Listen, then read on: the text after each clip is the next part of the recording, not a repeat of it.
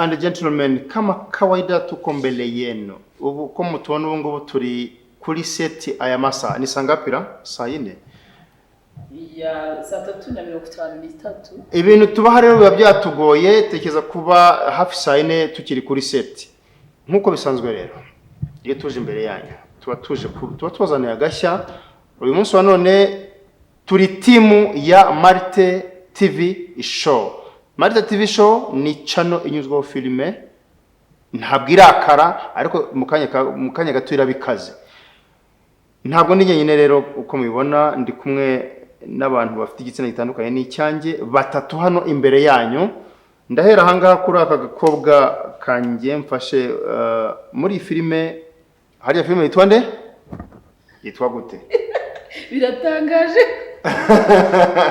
Twibukiranye ariko. Okay, urakoze cyane kumpa umwanya ngo mvuge ko filime yitwa Igihembo cy'Uburangare. Filime yitwa Igihembo cy'Uburangare. Igihembo murakizi n'uburangare murabizi, ubwo muraza kubihwanya kandi biraza guhwana. Hano mu maso bwanjye rero hari umwana w'umukobwa mutoya w'umunyeshuri, se burufite nk'imyaka ingahe? 18 aratubeshya ariko ntacyo arimo arikuza. Muri filime uri gukina witwa nde? Ndi gukina nitwa Aline. Aline mu magambo makeya atareze intore 3 ni muntu ki muri filime? Aline muri filime ni umukobwa utari mukuru utari na muto cyane, ukina adahabwa umwanya n'ababyeyi biwe. Bikaba bitanga impungenge cyangwa bitanga impungenge? Kubera iki? Kubera ko kubera uburangare bw'ababyeyi biwe biza kuvamo ingaruka zitari ntoya kuri we. Asante sana. Murabyumva rwose babyeyi muri hano hanze ndetse n'abana b'abakobwa bangana na Aline, ariko ku mazina ye ubundi amazina yasanzwe nayahe? Umulisa Emerance. Akaba yitwa Umulisa Emerance mu mazina yasanzwe yiswe n'ababyeyi, ariko muri filime akaba yaje akina karakter ya Aline. Aline umwana utitaweho, utagize icyabuze mu buzima busanzwe, ariko yabuze umwanya ahabwa n'ababyeyi. Turakomeza rero twigire haruguru gatoya. Umukobwa mwiza cyane w'imisatsi. Iriya misatsi ntimugire ngo ni ya yindi, si yo nywereza bandiya, ni imisatsi ye isanzwe buri uko mubona, ni imisatsi ye irasanzwe. Sibyo randa kubeshyera? Nagobeshya. Ni imisatsi. Murabona ko burahindukiye gatoya. Ubundi afite igisekuru mu Buhinde. Akaba yitwa nde, amazina yawe bwite ndetse n'izina uri gukinisha hano muri filime yitwa? Amazina yanjye bwite nitwa Umutesi Mireille, nkaba ndi gukina muri filime nitwa Sandrine, ndi inshuti ya Aline. Inshuti ya Aline kandi barasomana cyangwa barigana mu ishuri rimwe, akaba ari inshuti ye basangira kabisa n'agahiye. Sandrine mu ntore 3 arekana iyihe character hariya muri filime yacu?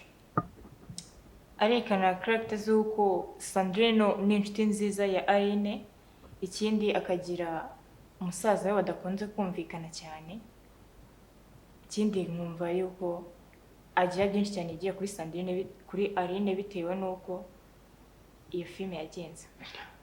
Abakunzi rero ba sinema nyarwanda by'umwihariko kuri Marte TV show, aba bana b'abakobwa baracyari bato ariko bafite akazoza keza, kuko uyu mwana w'umukobwa we ari muri senior ya 6 ndabeshya. Nagobeshya. Sandrine cyangwa se Mireille nawe amaze umwaka ashoje kandi yuje imyaka y'ubukure. Ndabeshya Mireille? Nagobeshya. Ushobora kuba wagira ubu ngubu. Yego. Okay, bantu rero mukuri iki kiganiro n'umukobwa n'abakobwa beza cyane, ariko by'umwihariko uyu nguyu Mireille kubera ko we yemerewe no gukamanika n'inshaka wazi kagaragara. So ubwo rero mushatse mwatambutsa harya niki? Mwatambutse yereko. Uriya mukobwa muto kandi mwiza cyane w'inzobe yayindi itari insigano, akaba akina ari mama Aline kandi ngende papa Aline. Ngo murumva icyo twakoze kugira ngo Aline aze ku isi. Mu by'ukuri rero twatubasaba ngo mujye kuri Marte TV show murebe ibiriho byiza cyane kandi bifite isomo. Uriya mukobwa mubona hariya rero umukobwa muto cyane w'inzobe nziza itari insigano, mwiza cyane, ariko akaba na boss wanjye, akaba na boss wacu hano, kuko buriya nitumara gusoza araza kugira icyo atubwira, aradutamo kandi ibyo tumwe namwe murabyumva. ariko nawe kubera ko nka boss wanjye nawe namuha umwanya akagira icyo atubwira. Boss, the stage is yours now. Boss ready. Boss ready. Okay, murakoze cyane kumpa umwanya nubwo mumpaye amazina mumbeshyera ariko bimpamwe. Biguhame mama. Yes. Nanjye nakinnye muri iyi filime ni igihembo cy'uburangare. Abantu bazikunde bazabona inyigisho ikomeye kuko ni inyigisho nini ku miryango. Nakinnye nk'umumama ariko urangaye nyine udafite umwanya, ufite ibintu byinshi bimufashe kwita ku muryango bigoranye. Nakinnye role nyine kubera ko aba ari akazi, nanjye ndi mu kazi nyina role, ariko ntabwo nayikunze cyane gukina muri uwo mwanya w'umubyeyi umeze gutyo. Nta kundi nagombaga kubigenza, nyine nagitinze nk'uwo mubyeyi ariko ubuzima busanzwe ntago ariko nteye. So ni filime nziza izakomeza kuba uruhererekane. Imana izadushyigikira ndakeka tuyigira uruhererekane, kandi ni proje nini nk'uko muri kubibona, ni proje igizwe n'abajene. Bivuze ngo abajene barebe ino proje cyane, barebe ino filime bayikunde, kandi turifuza ko izaba ikintu kinini cyigisha abajene ikagera kure. Kurebye ibirimo imbere muri interne tubateye amatsiko. Ni ibintu bigenewe abantu nyine kubaha amasomo, kubigisha, ukareba ko umwana mugenzi wabo yagize suffering nini bitewe n'uko umuryango utari kumwitaho. Nge mbararikiye kuzareba ino filime. Ni uruhererekane, tuzagenda tubahereza amaseri ku maseri. Ndabakunda cyane abantu bakurikira Marita TV show, yaba abashyashya bagiye kuza turabarembuje, tubahaye ikaze. Nabo dusanganywe ni ukuri muri inshuti zanjye, nashukuru sana kuba mwarahisemo kujya mukurikira Marita TV show. N'aba bakinnyi ndi kumwe n'abajene batandukanye hirya hano inyuma ya kamera, hari abajene bari ku makamera, abakinnyi batashye kubera ko amasaha yagiye abatakure, ariko twagize umunsi mwiza, timu nziza ndi kumwe nayo y'abajene. Ni ibintu by'igiciro cyane kubana n'abajene, natwe njye na Sharifu twese tuba abajene. Asante sana Marthe, our boss lady. Nk'uko bivuze rero, buriya umunyarwanda wavuze ngo umugore muza n'umutima w'urugo, buriya ntabwo yabeshya, afite icyo yashatse kuvuga.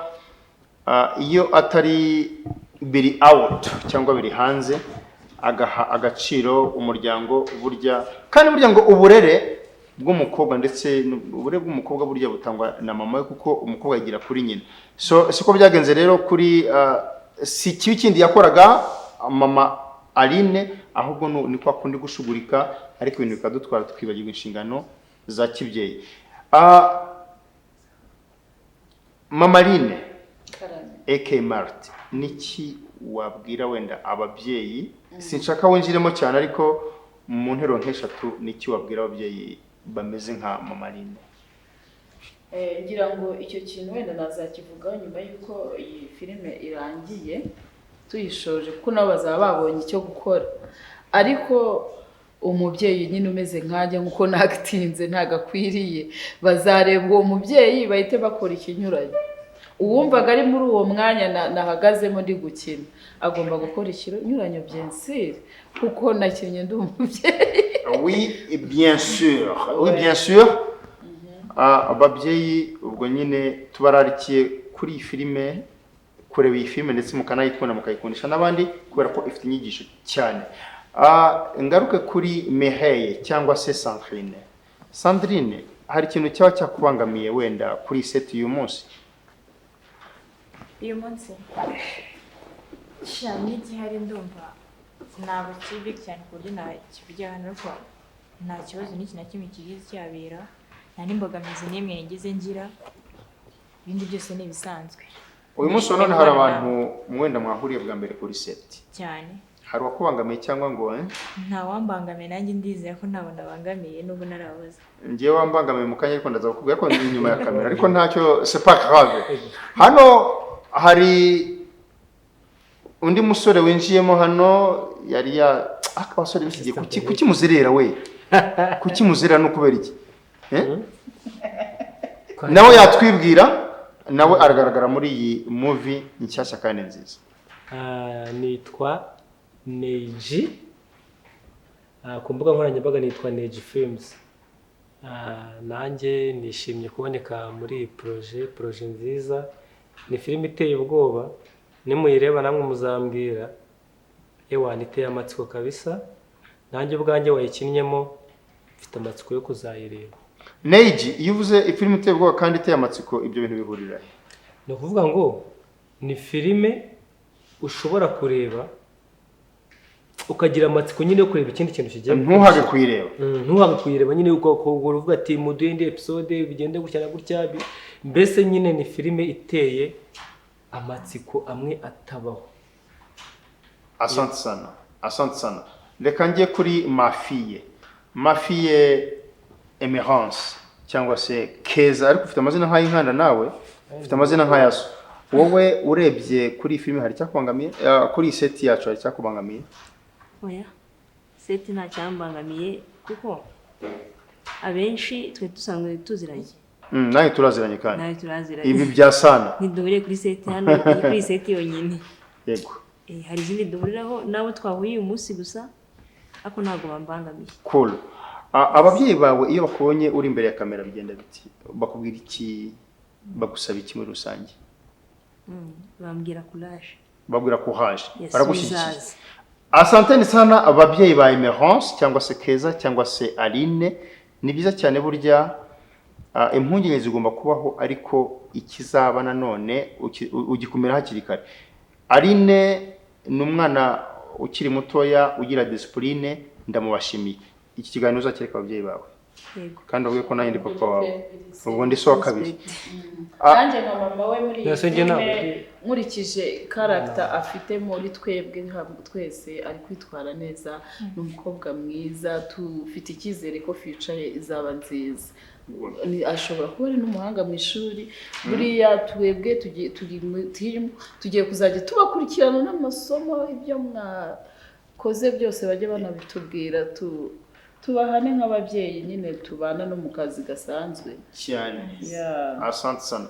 Nyuma ya kamera, nyuma ya filime turi ababyeyi. Iyo turi hano tuba turi kwerekana character baduhaye, ariko nyuma ya kamera ntabwo ariko tuba tumeze. Asante sana rero bakunzi ba movies muri rusange, bakunzi ba filime nyarwanda, bakunzi mukunda cinema industry yo mu Rwanda, ni mwebwe mutuma tubabo turibo. Turabakunda cyane, mukomeze mudushyikire, mujye kuri channel ya Marte TV show, mukore subscribe, like, comment and share. Kandi kuri comment mujye mushyiraho ibyo mwifuza ko ubutaha byazabonekamo. Murakoze cyane. Umwaka mushya muhire murakabya. Rawusoje umwaka.